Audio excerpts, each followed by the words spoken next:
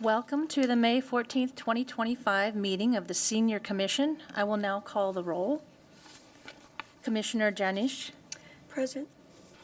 Commissioner Rao, Present. Commissioner Lee, Present.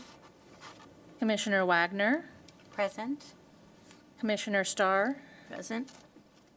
Commissioner Chang, Commissioner Soto. Present. Will Commissioner Wagner lead us in the pledge?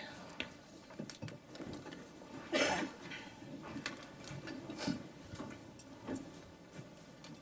pledge allegiance to the flag of the United States of America and to the republic for which it stands, one nation, under God, indivisible, with liberty and justice for all.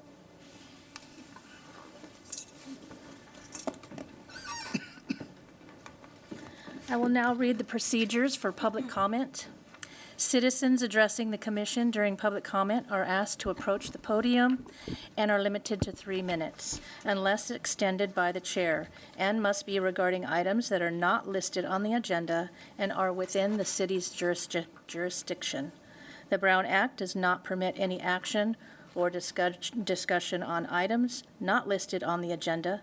No action will be taken on items addressed under public comment. I will now open public comment.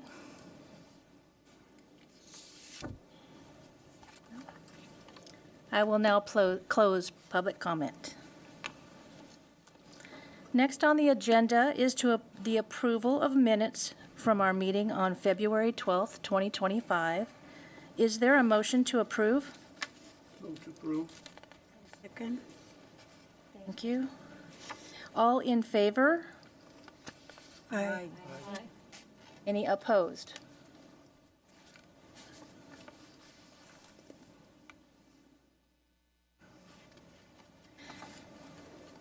Next on the agenda, item 5.2, new appointments. Jeff Neerson. So official, Terry, thank you. Good afternoon, Commissioners. Before I get started, this is pretty unique. For the first time in a very long time, we have a full commissioners, right? We have 7 commissioners. We haven't been this stacked for a long time. So I just want to say thank you for your service and appreciate your interest in doing this. But before we move on, I do want to introduce our newest commissioner, Commissioner Soto. Commissioner Soto, if you just want to take a minute to say a little something about yourself, that would be cool. He knows I talk. So, no. My name on there is Linda Richardson Soto, but I just kind of go by Linda Soto. I moved to Roseville about 3.5 years ago and retired from mental health services up in El Dorado County. And I just wanted to give back to this community and get involved. And I've been on other boards, and I just thought, let's do it. And I'm a senior, so let's see what it's like. So thank you for welcoming me. Thank you for being here. So good afternoon, Commissioners. I'm your Parks, Recreation, and Libraries Manager, Jeff Neerson. The Commission's administrative standards require that a chair and a vice chair be elected annually by the members of the Senior Commission and assume their positions immediately following being elected. The length of term for the chair and vice chair shall be 1 year. However, there are no limitations on the number of consecutive terms the chair or vice chair may serve. The chair is the presiding officer of the meeting. In the absence of the chair, the vice chair shall be the presiding officer of the meeting. Upon the arrival of the chair, the vice chair will relinquish the chair immediately upon conclusion of the item of business before the commission. This is an action item, and so I will turn it back over to you to discuss this topic and nominate a chair and a co-chair. So I think what we would do is start with a chair. So I will leave it up to the commission to nominate or select, raise your hand and put your name in the hat to be our commission co-chair. Chair. Or chair, sorry. Chair. This is for the chair. Would like to nominate Eugene. He's been with us a little bit of time. I decline. In which case, I nominate you, Arlene. I decline.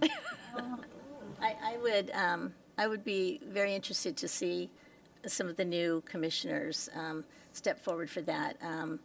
I think that there's only 3 of us left to, and I'm not even sure I can renew my commission for next year. I'm not quite sure on that. But in any case, I think not knowing what each of us will be planning for next year, I think it would be really good to have someone new in that position. If anyone is interested, I would say look for volunteers too. Jeff, I have a recommendation. From what I understand, the intent is still to fold this committee into the Parks and Rec and Library Committee in 2026. 2027. Oh, 2027. Still have I thought it was we still have this 26. year. We have this year, all of '26, and then effective the January 1 of 2027 will be the consolidation. I think it still applies. I think you previously said we probably would have 2 of our members move into that committee. Is that correct? That's unknown, because at that point, everybody's term will expire, and then everybody will have the opportunity to apply for that new Parks, Recreation, Libraries Commission. Oh, okay, all right. In which case, I guess this may or may not apply, but I was thinking that since we are going to be folding into the bigger committee, maybe the people that are most interested in carrying the senior commission ideas and thoughts and things to the Parks and Rec committee, maybe they should be named as chair and vice chair, so they would have a lot of the responsibility and information that they can take to the larger committee in 2027. That's up for discussion amongst you guys, yes. Now, this, just a reminder, right? Electing the chair and vice chair will be really for the rest of this year. So it would be effective this meeting, our August meeting, and our November meeting. And then come February of '26, we go through this process again of re-electing the chair and co-chair. Now, those chair and co-chairs could still serve another term next year if that was decided amongst the commission. But for the sake of today and this electing the chair and vice chair, it would be for, again, this meeting and the next 2 meetings that would take us through the rest of this year. And Jeff, what are the responsibilities for those positions outside of just going through the rules of order and all of that? So the responsibility for the chair is to facilitate the commission meeting. So Yeah, very similar to how Terry starts it and then how we've done it in the past. It's really just to facilitate that and, facilitate discussion amongst the commission. And so there's no representation or participation outside of these meetings by, let's say, the chair with the Nothing city? required, no. Or even optional or done No. so far? Yeah, Okay, okay. Thank you. Can I ask a question? Yeah. I know there's new people, Kat, myself. Who else is newly appointed? Commissioner Wagner, Commissioner Rao, yeah. So Okay. we're very. So there's 4 of us. Okay. I know you have experience with, yeah. I mean, I don't mind.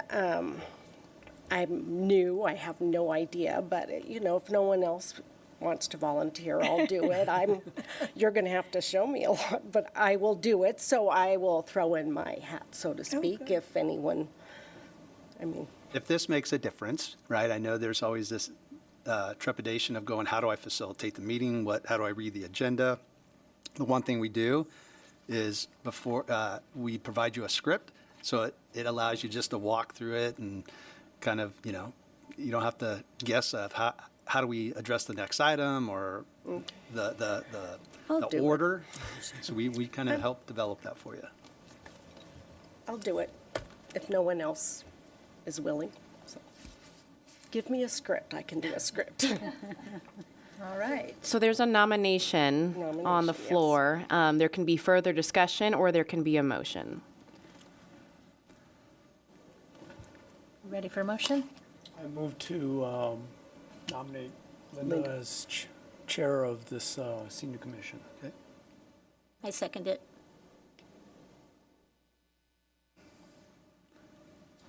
And Terry will take a vote. Yes. Chang is first, and Starr is second. All in favor? Aye. Any opposed? Congratulations, Commissioner Soto. Yes. All right, Commissioner Soto is the new chair. So now we have that same discussion for vice chair. I can Okay. nominate myself. You want to nominate yourself? I nominate Commissioner Rao vice chair. All right, we I have, can second that. okay. nomination. We have a motion to approve Rao as a vice chair. All in favor? Any opposed? All right, congratulations. And so what I'll do is now, at this point, now, Commissioner Soto, you will take the lead on the rest of the meeting. Terry Payne will give you the script and do this together. Yeah. So everything in blue, everything in blue is the chair, and then everything in yellow is the talking points. Okay. So I will turn it over to the chair, Soto, Commissioner Soto. I think I want to sit next to her. Okay. You want to switch over? No, I think I'll do it, I think. Okay, so next Yep. on the agenda is item 5.3, a presentation on Placer Rides from Seniors First, Representative Mark Hall. Thank you. Thank you to the new chair. That was well done. I am Mark Hall, and I'm with Seniors First. I am the outreach manager for a transportation financial assistance program that I'm going to spend the majority of my comments on. Most of you, even in the audience, probably have heard of Seniors First. By the way, I'm a card-carrying member myself. Yeah. Looking around the room, I think we have a pretty decent representation. We have been around for 30-plus years in Auburn. You'll probably be familiar with our sort of hallmark program, Meals on Wheels. So the Meals on Wheels program is one that if you are 60 years of age or older and you essentially are homebound, you cannot cook for yourself. In some cases, you can barely get out of your bedroom. Then we provide meals during the week to, at this point, it's around 180 people in Placer County. And we also have cafes. So we have a cafe at Maidu Village on Sterling Court. We have a cafe, Manzanita Place Apartments on Madden Lane in Roseville. Sutter Terrace Apartments in Roseville. And Wood Creek Terrace Apartments in Roseville. So we provide lunches 3 days a week there. One would have to transport themselves. Obviously, that's not a homebound person, but it is a person who typically low income, can't afford meals, and if they can get transportation 3 days a week to those locations, we'll feed lunch. The lunches are prepared. Now, no customization, nutritional customization, but nutrition is taken into account, and they're prepared by one of the correctional facilities, inmates at one of the correctional facilities. We're also information and assistance, so we're kind of a seniors hotline for all things seniors. Housing, you need to get a referral to an assisted living center or independent living center. You need to find out about transportation. You need an attorney, a CPA. We have phone line that is monitored. and we have a telephone assurance program. So it's more of a socialization, connection, engagement opportunity. So if someone's at home, homebound, not, isolating, right? A lot of seniors isolate. They don't network, especially if they don't have transportation, right? So that program is a telephone conversation with volunteer, just to talk about the moon, whatever, springtime, whatever's on their mind. So those are the three sort of ongoing programs we've had for years. And again, it's Placer County Services. So now enter me. So about 2 years ago, the Western Placer Consolidated Transportation Agency Services came to us. It was a government acronym that is long, with a very interesting transportation assistance program. But it's not what most people think, and it's not for the vast majority.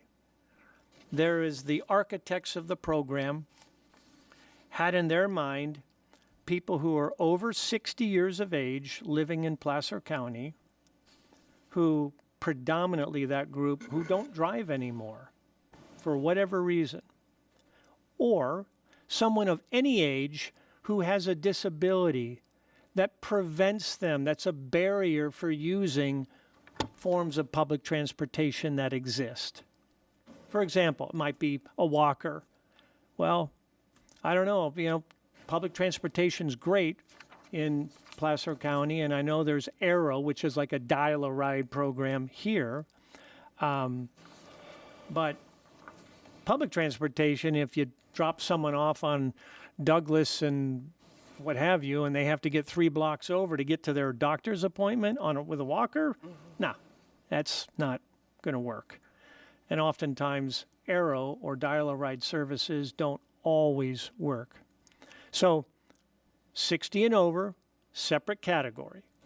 Any age that has a disability that prevents them from adequately accessing medical appointments, grocery shopping, to the pharmacy, to the bank, to the post office, 2 months ago or a month ago, to their CPA for a last-minute visit. What we call essential needs trips, non-medical emergency trips.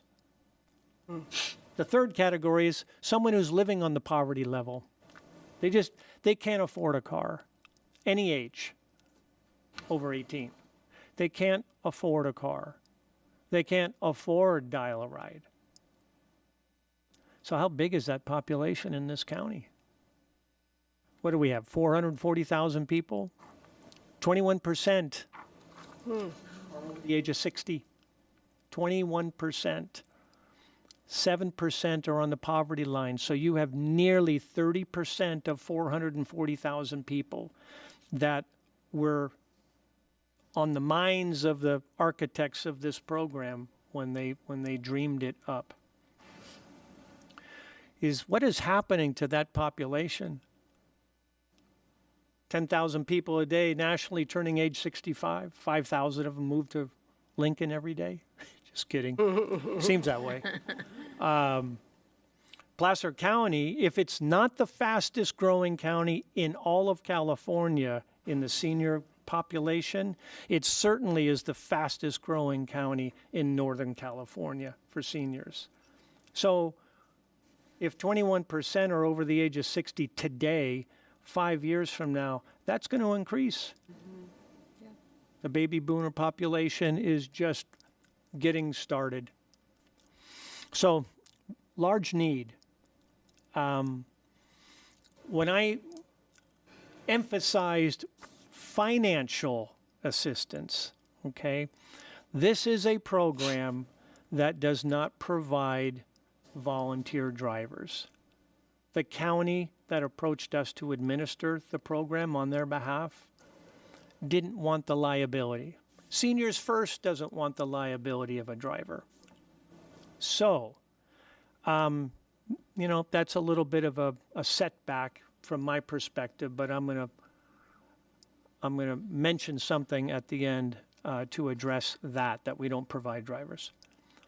So mileage reimbursement, what the program offers is 70 cents per mile, up to 200 miles reimbursed a month. So think about that. So I like to say that with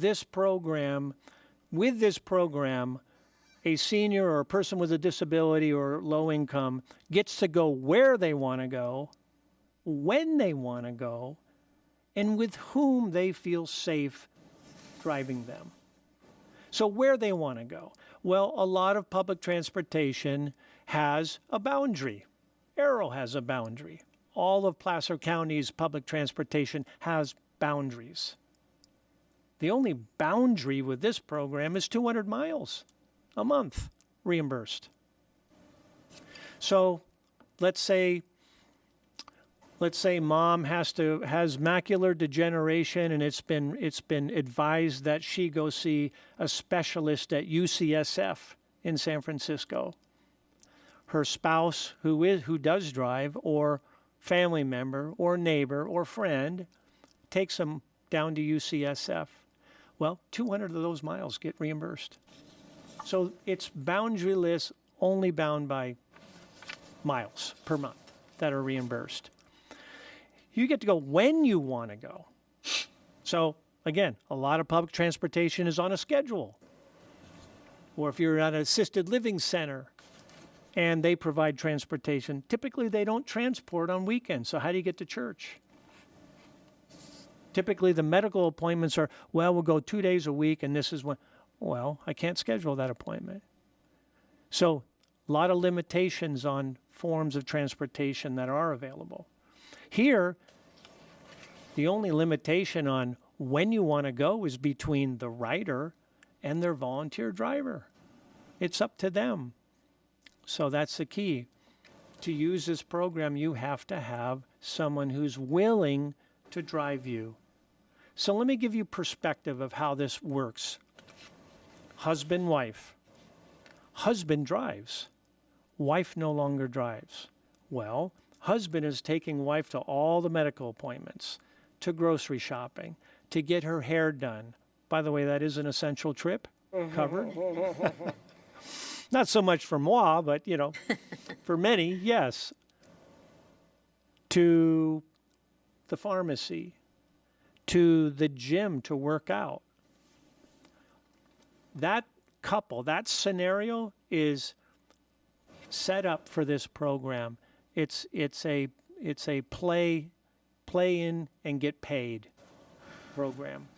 That couple, so if it's not the husband, let's say it's a mom or dad, and the son or daughter is taking them on those trips.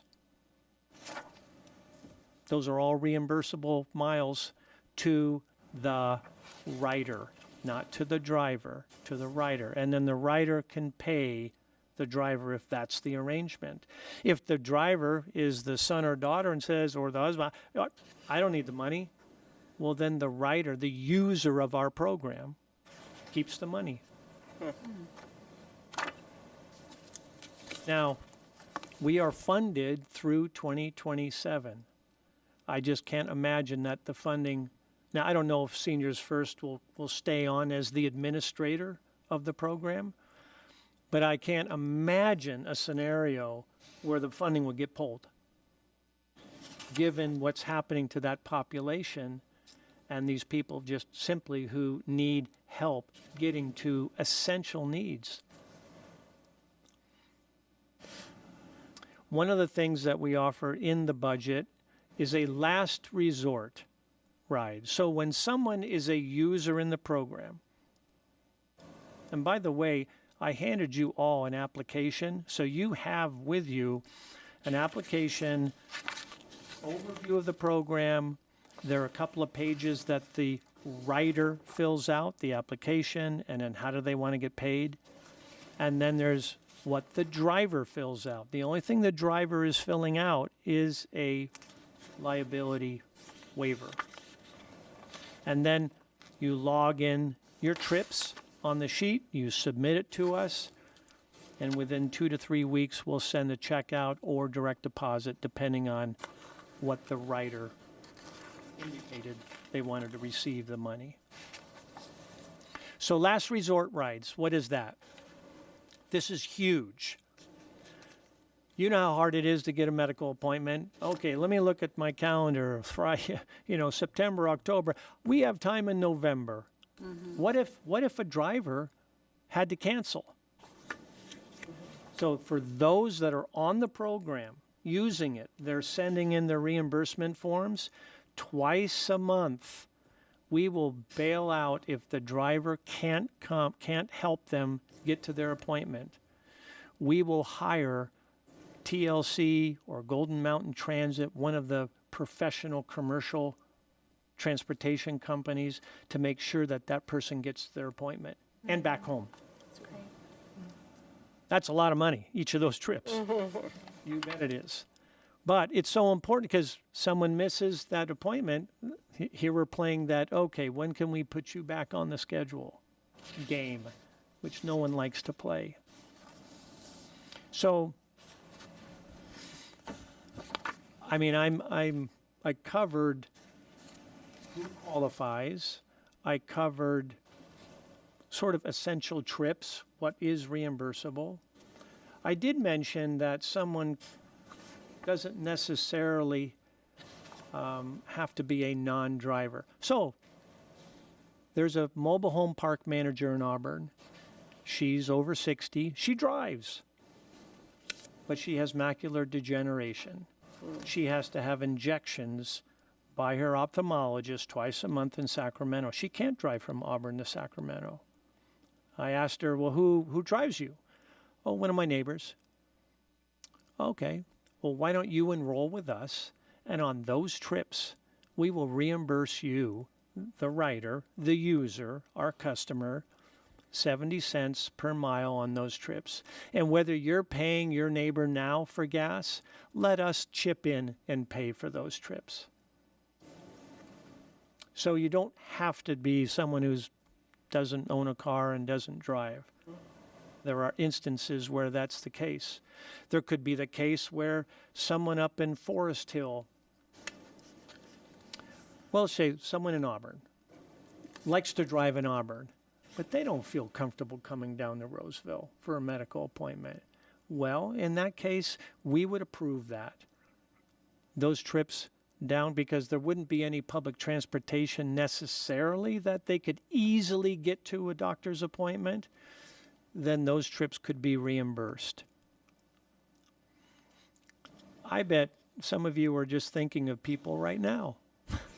You all know them. I know you know them. They're everywhere. The other day I was driving by an optometry office in Auburn, and I saw a woman putting a walker in the trunk of her car. And I drove by and I thought, oh, I know what's going on there. I know exactly. Mark, you got to turn around at the stoplight or stop sign and go talk to them. And I thought, that'd be kind of weird. But I know what I know, and I know what I saw. Yeah. So I did. I turned around. I slipped in before they had backed out of their parking spot. I walked around the front of my car. I waved with the biggest smile I could as I approached their windshield. Sure enough, the husband was in the passenger seat. And I mentioned the woman cracked the window, her window a couple of inches, and I said a few words about the program. Next minute I know she's getting out of the car. She said, I'm taking him to another appointment today. How do I sign up? 21% in this county. It's everywhere. So my plea to you, two things. One is, don't keep me or Seniors First a secret in this program. If you know of anybody, and we know how lives change, in the next 6 months, somebody's going to be getting a phone call from their PA or their physician saying, yeah, those test results, maybe you shouldn't drive. Maybe you should pass the keys on over to your kids now. That's going to happen. So if there are other groups that you're a part of that I can get in front of, because this is what I do all day long. I make 30 presentations a month to groups, churches, just all over, to get the word out on this program. We gave 1,300 trips reimbursed last month, which pales. We had 100 people use the program last month. So again, that population, 30% of 440,000, let's say 2/3 of them drive, they wouldn't qualify. There's still 20 to 30,000 people, and we handed out 100 reimbursements last month because the word just hasn't got out. I was hired a few months ago to drive all over the county talking. My other plea is this. I mentioned we don't provide rider or drivers. Linda, you seem to be in a yes mood here today, so just kidding. I have a little black book in the back of my pocket. As I go out and speak, I'm looking for people who, whether they're seniors or not, they have some time and they have a big heart and they'd be willing to transport people. And as I run across them, I ask them, where would you drive? You know, what would be your area? And I ask for their information. And when I hear about someone who says, I would love to use this program, but I don't know anybody.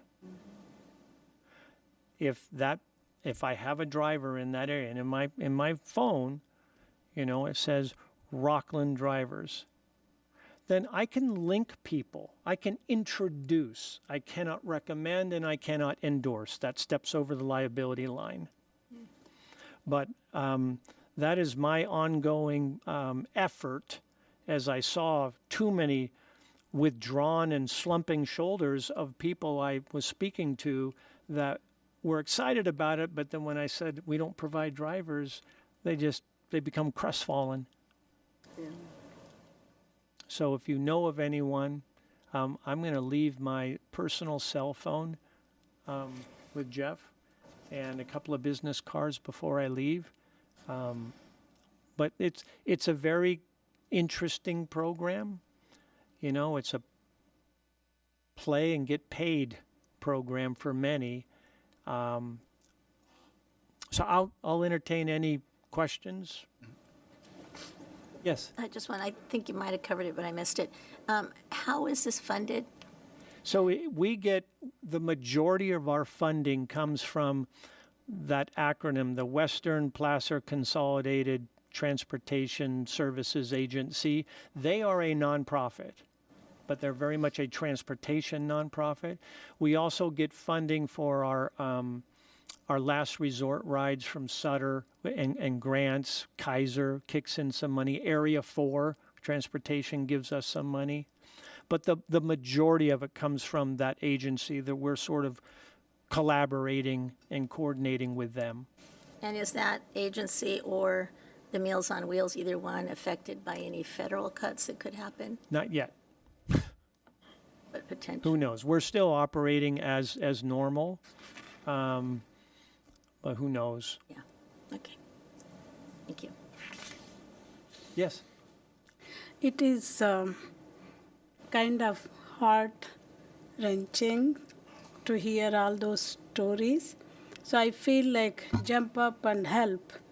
But the thing is, how does our current car insurance and other things cover this kind of help? You know what I'm talking?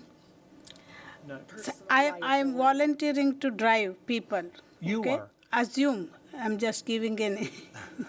Oh, because I'm ready. So, how does my car insurance take into insurance. consideration? Yeah. Yeah. Good question. Good question. So that has come up. So I thought I'd just call my insurance agent, State Farm, and I presented to my agent all the scenarios on how this works. And I said, please run these scenarios through your underwriter. I want to find out, do I need to put a rider on my insurance plan? After it was underwritten, they came back and said, no, just it's your personal policy. It'd be like if Mark was a soccer dad and I was driving 3 kids to soccer practice. And one of the parents said, I'm so happy that you drive my child to soccer practice. Here's some money. Here's some cash. I said, no, don't need to do anything. Nor do you have to worry about the IRS. This is not reportable income. It's not even income. It's thank you, a gratuity in a sense. Not just the income part, liability. I was questioning about. Like, we have kind heart, we want to do good things to people, and we jump up and down and do all things, but people do take undue advantage of you, and they may say, oh, in their car I got hurt, something like that. So those kind of situation, how that affects. Was that between rider and driver? Yes, See, yes. so, again, we're hands-off with the driver, okay? 99% of the time, the rider already has a personal relationship with the driver. It's a family member, it's a neighbor, it's a friend, it's someone they know. But when I'm handing out, here, call so-and-so, Simon up in Colfax, he's willing to drive people down. Call Simon, I can't recommend it.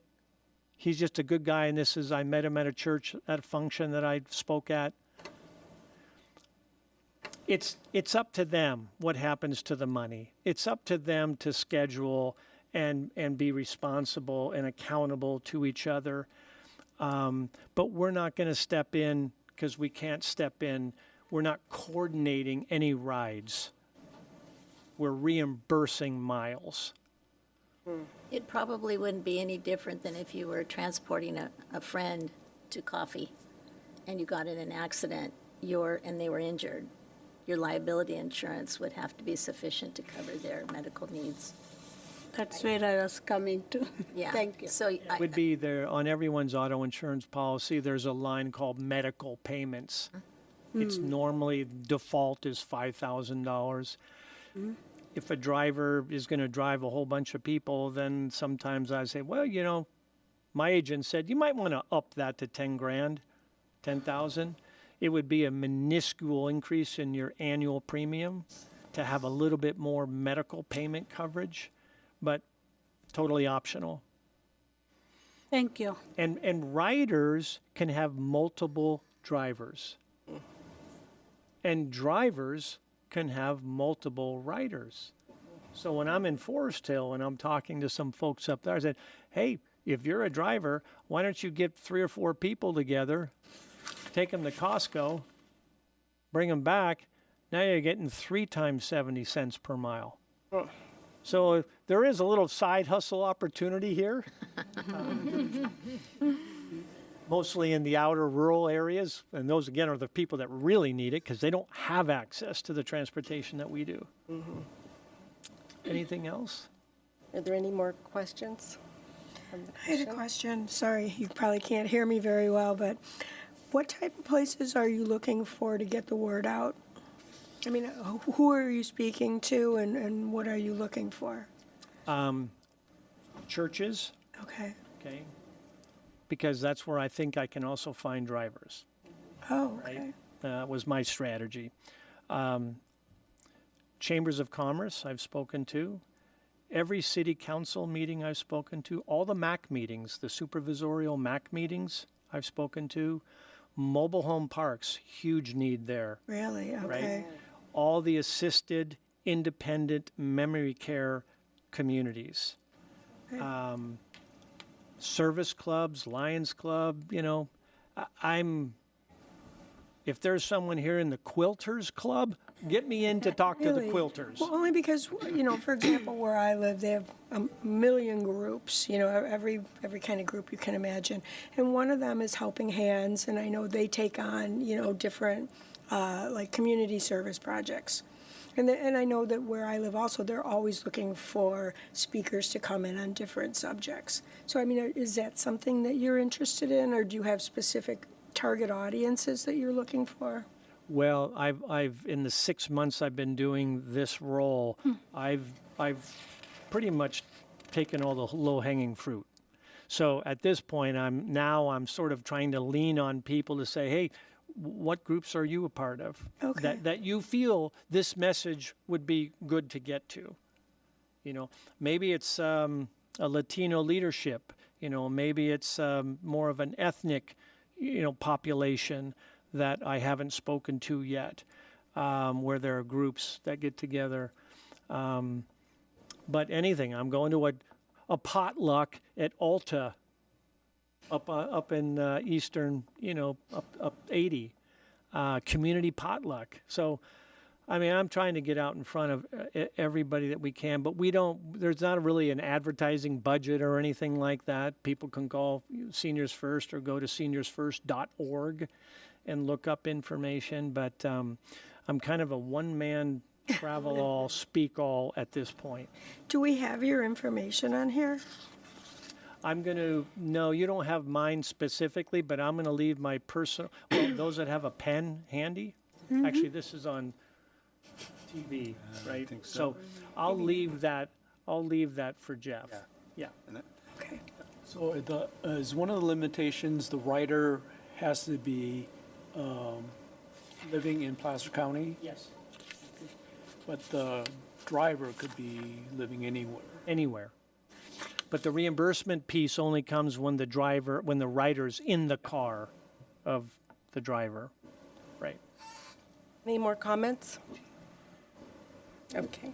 I'd like to open this to public comment. Is there any member of the public that wishes to give public comment on this item?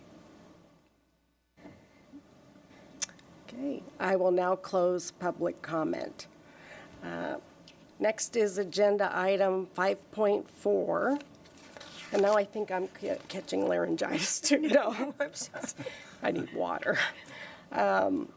Let's see, 5.4 is review the 2025 goals. And this is informational item only. I'll take this one.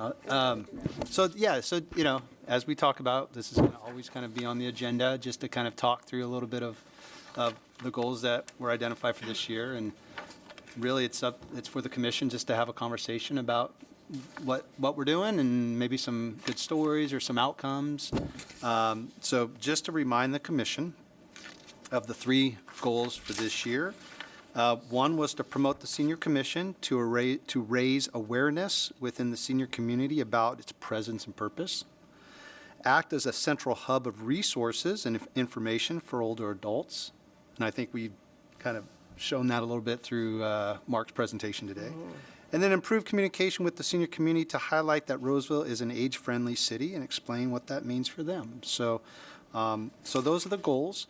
I know some of the commissioners over the last several months have kind of talked through some of these goals, and I think through some of those conversations, kind of felt like all the goals really rolled up to really one main goal, right? Was outreach.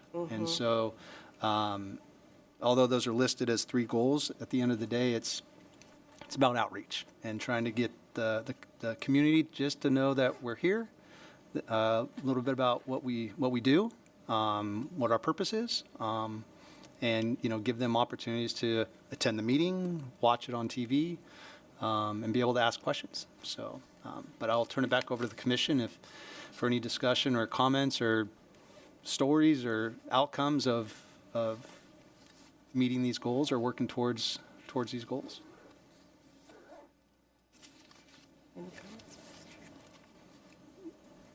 No, any thoughts? Any questions? I'll just tell you just from my perspective, I don't know what you guys are doing, if you guys are starting to talk to people, but as you can see in the audience, we actually have some presentation or some attendance, which is awesome. And I will tell you, over the last few days, ironically, I've received 3 phone calls from just 3 different community or citizens asking about the senior commission, asking to be sent kind of resources, or where do I find the information, or I would like to attend but I can't, what are you talking about? So that's been pretty good. So I'm like, I think the commission's out there talking to people, which is what we're about and what we're trying to do. So if you are, I think you're doing a good job. So. Sounds like my mother. The 3 times then. Oh, my God. No, I just teasing. Yes. I think I brought this up before, but we've had a number of presentations over the past 2-3 years I've been here. And there's a lot of great programs, just like the program we just heard about. Is there a way we can summarize or just put a list and contact numbers of all these different programs in like a note card or some flyer or something? So otherwise, we kind of, or at least I lose track of all the programs and the contact information. And then my thought is, with all these people that are involved with the senior committee, would it be then useful to have this summary developed by the senior commission of all these resources of people that are like handouts in the different programs that come here and present? So that way, we support them, they support us, and it gets the information out. Yeah, we can certainly look at what that looks like and how we do that. And I know a majority of the presentations that come forward are really pulled out of workshops that we currently have at MIDU within the FAB program, or as Mark had mentioned, through Seniors First, which is a resource that we have at MIDU. And so a lot of, again, it's really about education, right, Gene? So it's about educating the community that, one, we are a hub, but also the Mighty Community Center, that FAB program really is a hub of a lot of these resources and information. So, but, and then the other piece of that, certainly we try to capture this in our meeting notes. And so those are public as well. But I think we would have to look at how we do that. I don't think that's a bad idea. We got to find a way that how do we capture the information, and try to synthesize that to really what's the purpose of that presentation, and what are the contacts, and where do you go to find more information, and then where do we provide that information? Like, where do we post it? Where do we make it available? So certainly something we can look into. Yeah. I would like to tag on. I think that's a great idea. Yeah. And my history is with children and youth, and we have all the outreach. And I can just personally say, because of my mother, I told her about the FAB Club, where MIDU Park, and she says, I'm not interested in any of those things. But I could see her, or she's always driving older people who do not have cars, or they have physical disabilities. And so she does it on her own dime, and I could see her doing something like this program, but she would not know about that program. So I think it's a good idea for people who are not interested in a lot of the social activities of FAB Club. This is more like meeting to their needs specifically financially. So I think that would be good, is to have some sort, just have all the outreach contact, And I know a lot of senior citizens.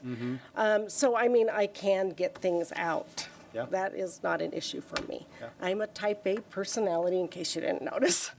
So I would be willing to do that, and I told you that before. But I think that's a great idea.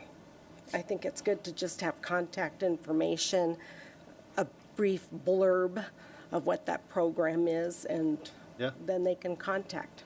And phone numbers are great for a lot of the elderly, because they do not like computers. They're not into that. They want to talk to someone. And I think we need to meet them where they're at. Yeah, I think it simplifies things. When I go to the city site and try to search for things, I think I'm pretty good on the computer, so I can usually find things, but I can imagine some other 80s people and that 90s there. can't take the second or third or fourth step to try to find the information. Yeah. So, yeah. Can I I'm make a sorry. recommendation? Absolutely. So that would be a resource guide Yeah. that maybe we don't endorse, but it is something that's like a summary of all the presentations. I know Seniors First, who Mark represented, they have the largest directory in the county. So I have to imagine that anyone that we see is already in that directory. So it even could be possible to have that maybe just printed for us, where we highlight the people who've come in, and then we know firsthand we heard that presentation ourselves.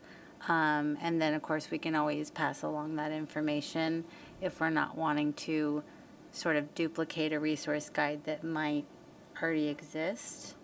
But yeah, being able to have that information handy for us to go, oh yeah, I heard about that, and then be able to quickly pull it up to share it.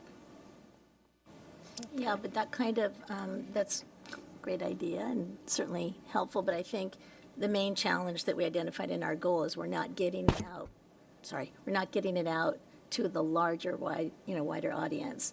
And we have so many wonderful programs just in the city of Roseville, but people don't know about them. So it's the outreach is the key part. The quick resource guide, I think, is wonderful, especially for us. If there was a way to condense it into something smaller that can be printed at a reasonable cost to pass on to people. We had done this half-page flyer that Jeff knows about to give out when we had conversations with people at little meetings or with FAB or at the health fair and so on. Something like this that gave a quick summary of some additional resources. It's very limited in what it says, but for a larger list, it's got to be updated. It's going to change frequently. That's one thing too. I would say to Linda, the Fab 50 newsletter, it has a lot of information outside of social activities. Yeah. Don't make the mistake of lumping it into just social. It has a lot of these same programs where people come to speak to us. It's in there. Sometimes those newsletters are 20 pages long when they're published. So it's definitely a resource for other things when you're talking to people too. And I think the underlying, I guess, goal and objective is how do we navigate all these resources coming from the different organizations into a cohesive and easy for seniors to find, right? Whether that's a resource guide, whether it's a flyer, whether it's presentation, whether it's outreach. I think the challenge is how do we kind of coordinate all this that someone can easily find a one-click or one flyer that has all this information. And that's the challenge because you have so many organizations that are working with seniors that, how do we get out this information that's organized? Because there's pieces, right? If you need this, you go to here. If you need that, you go there, right? So to me, this goal of trying to, raise awareness with this senior committee about our presence and purpose, which is fine, but we need some oomph behind that because what they want to find out is, where do I go? Okay? So that's the challenge that for some of the previous commissioners, kind of trying to think about what can we do to do that. Yeah. And I think that parts of it, like you said, exist. Like, at MyDo, you said there's a Seniors First representative there. Not as Seniors First representative. We have a volunteer who is really an information desk, and Yeah. but Seniors First is a resource that they Oh, okay. provide to those who I call see. in Yeah. to help them steer to what need they're looking for. So I think of that as a resource hub. I also think of Seniors First as a resource hub. And then I know that Placer County is going to create or is in the process of creating an elder abuse resource center. And so I don't know how expansive that will be if it's just focused on, those who are at risk for elder abuse.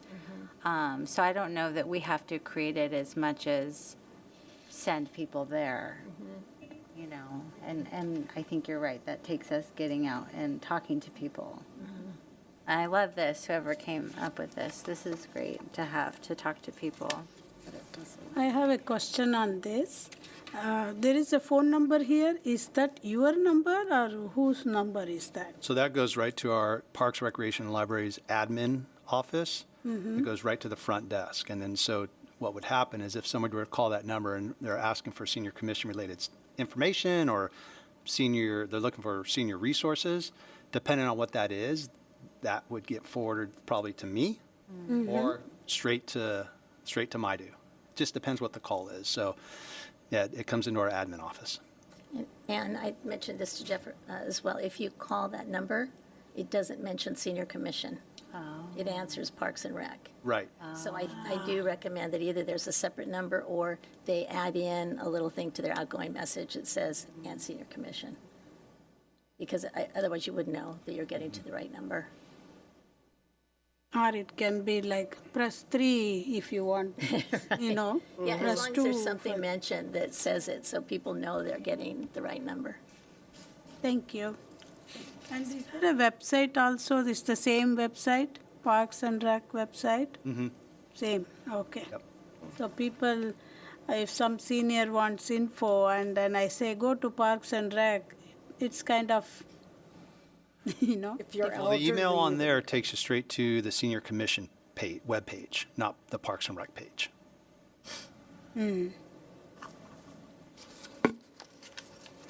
I was I think talking on the more Parks about and Rec, phone or on number. that commission page also, there's now a link to the FAB newsletter as well. So, Good, good. you know, we're somewhat limited to kind of what we can put on our webpage, so we got to be strategic.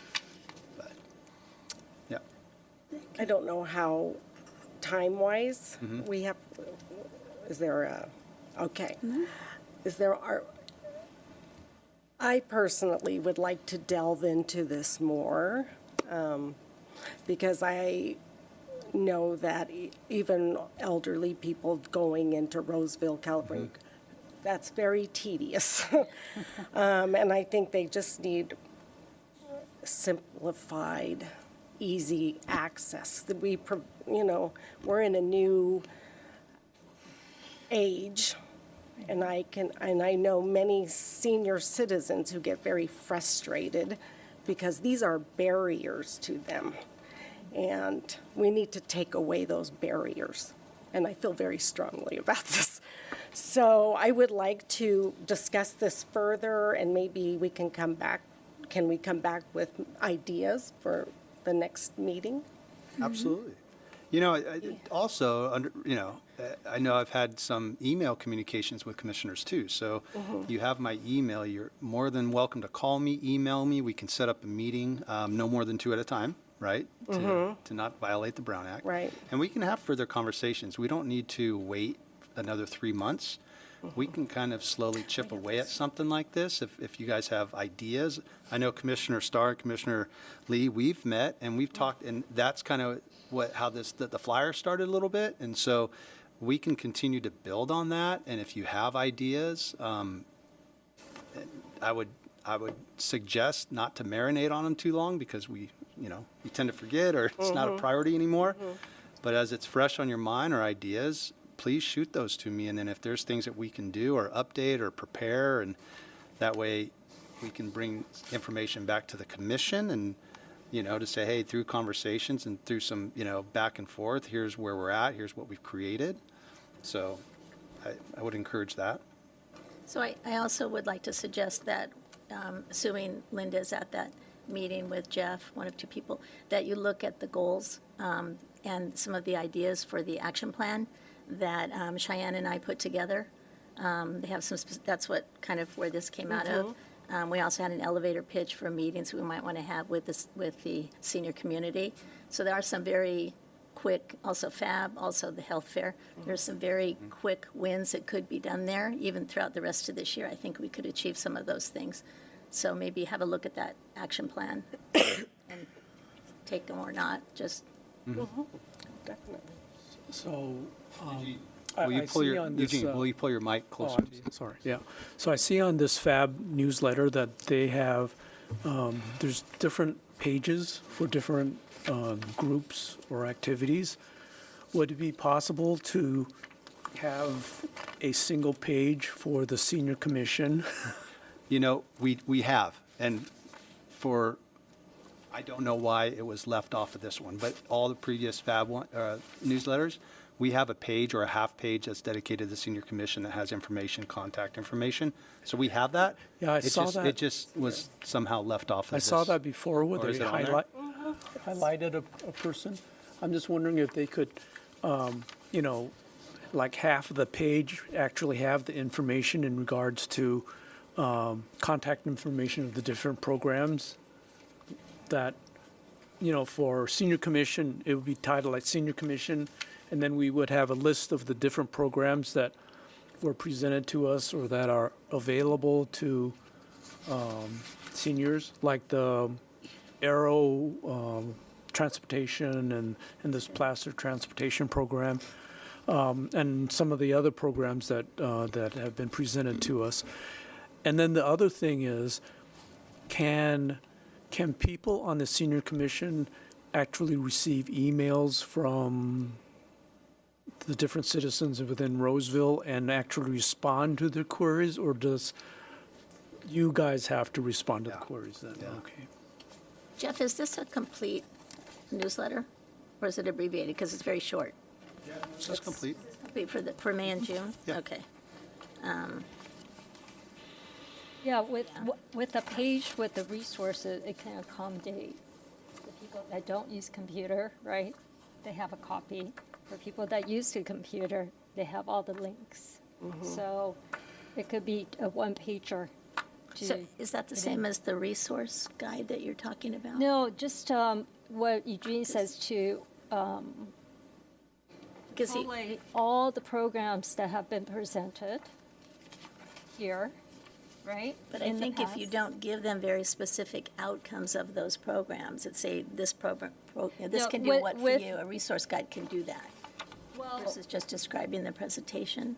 but it's, to me, it's a faster way to get to the person than going to a resource guide, right? Because if I look through my newsletter, it's just one page is all there, little two sentence, what is the purpose for each of those programs, and the link and phone number. Like Arrow, Roseville, Dial-A-Ride. Placer, seniors Seniors first. first.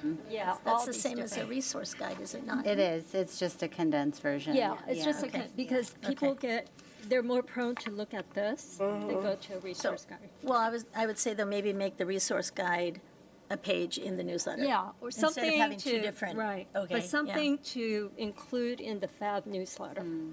So they can see it. And as Eugene said, This portion that does have the senior commission information, maybe including, since this is the May to June, like this could have included today's meeting to invite people to come. Right. So whatever newsletter it is, having like the next meeting date on there and location, and even saying like, get a ride by Arrow. I don't know if people can't. Yeah. Can come, yeah, if they have transportation challenges.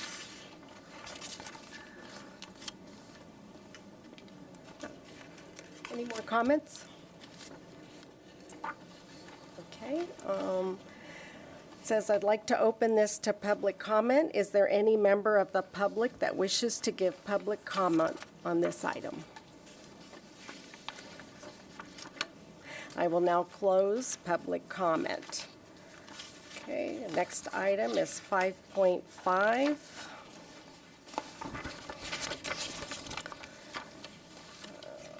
And this is, it says, opportunity for staff and commission to share information. So just some things that are coming up within the FAB program, I just want to highlight. Obviously, everybody has a FAB newsletter, so I encourage everybody to kind of take a look at that, right? So on June 5th, we'll be taking a day trip to, the FAB program will be taking a day trip to the Broadway Sacramento Music Circus to see Million Dollar Quartet. This event is full. This is one of our most popular programs within the FAB program, are these day trips. So staff are super excited to do that. We're hosting our second Puzzle Palooza. So this is a popular event out at the Mahaney Fitness Center for the second year. And this is going to be held on Saturday, May 17th. where members and their families can create teams to compete to finish a 500-piece puzzle the fastest. And so there'll be, along with that, there'll be some refreshments. And it's, we did it last year, very well attended, super popular. Is that what was But- on Facebook? Probably, yeah. I mean, whoever did that really did a great job. Yeah. It looked fun. It looked really exciting, and like, oh, I really want to do that. Yeah, well, I think what's most exciting is when you start to see it's the families, really, mom and dad or grandma, grandpa taking the grandkids out. And It wasn't just like kid. I mean, No, it yeah, was it like was- groups. yeah. It was a group of friends they showed that was Absolutely, there. Yeah. absolutely. And then we have some upcoming presentations out at the Mighty Community Center. The Alzheimer's Education Workshop is the fourth Wednesday of the month. And then Agency on Aging, the Diabetes Empowerment Education Program, starting on May 21st. Those are both in the newsletter. And then lastly, on Tuesday, May 27th, from 12:30 to 2, we have our FAB Member Appreciation Ice Cream Social out at the Mahaney Fitness Center. So, but we certainly would like to extend that invitation to the Senior Commission if you are interested in attending that membership luncheon, just to kind of see what it's all about. Or not luncheon, I apologize. Ice cream social. Yes, ice cream social. No lunch included. So, so it's a fun event. It's to just appreciate our current memberships with the FAB, and there's some music and just really socializing and games, and it's a really fun event. So I invite the commission to attend. If you are looking to attend, I would ask that you just email me to say that you're interested, and we can make that happen. So, but that's all I have on my end. I was wondering about the survey that Parks and Rec sends out. I think that went out already. And I don't think it's closed yet. I think it's still open. Is it typical for you to present the results of those to us when it comes to the senior topics? Yes, typically, we do that every year, and that has driven kind of how we develop the goals. And great. so a lot of that too is, it gives us an opportunity to go kind of what is that senior community looking for regarding programs and services or workshops? And so then we kind of go back to the drawing board for the next year and go, how do we start to meet those needs and provide that? So, yeah, so we will provide you a bit with a presentation on the outcomes of that when that closes. So more likely maybe the November meeting is what I anticipate, but yeah. And then is this an appropriate time for, like, if there are things going on in the community that address seniors? Like, do people usually share, like, about health fairs and, different things? If anyone's interested in attending in order to kind of share about the senior commission? Fun you say that, Commissioner Wagner. So leading up to this meeting, I reached out, and I can send this to you as well. I reached out to Kirsten Kilmer, who's our recreation coordinator who oversees the FAB program, and we've been kind of asking, like, what programs out at the Mighty Community Center for the FAB Club would be appropriate to have the senior commission come out, one or two of you, to kind of just introduce yourself, talk real briefly about, did you know about the senior commission? Here's what we do, here's our purpose, and then, just to kind of start that conversation, right? So there's a few programs throughout the week that, there's a Mighty Singers, the Bunko, Bingo, Bridge, Bocce Ball. These are programs that we felt that would be a good opportunity for the senior commission if you choose to come out. I can send this information to you with times. It's ongoing, so it's not just one date. It's every Monday or every Tuesday at this time. And so I could communicate that to you, kind of like, if here's what's available. If you're interested, communicate, and we can try to get you on the schedule for those meetings. Yeah, and then we have the Placer Connect Senior Fairs in September. So as we will in August, I'll have more information on that, and then we can most like every year we'll have a table, usually with the FAB program, just to promote the FAB program, and then the senior commission. So. Does it have like two people working at the booth? People can work, yes. Okay, got it. But multiple shifts. Multiple shifts. Got it. And Jeff, maybe if people, whoever does sign up to be present at any of those events that you send out, maybe you could share the elevator pitch with them? Absolutely. Yes, that would go along with that for sure. Yep. Yeah, if you could email that to all of us, I would love to see it. Yeah. It's very short, but Perfect. That's good. Any more comments? Okay. I don't. That's it. Are there any additional questions or comments from the commission? Okay, I'd like to open this to public comment. Is there any member of the public who wishes to give public comment this item? But there's no other report. Okay, I will now close public comment. Do we have a motion to adjourn? Motion. Is there a second? Thank you. All in favor? Aye. Okay. Any opposed? Okay, we are adjourned.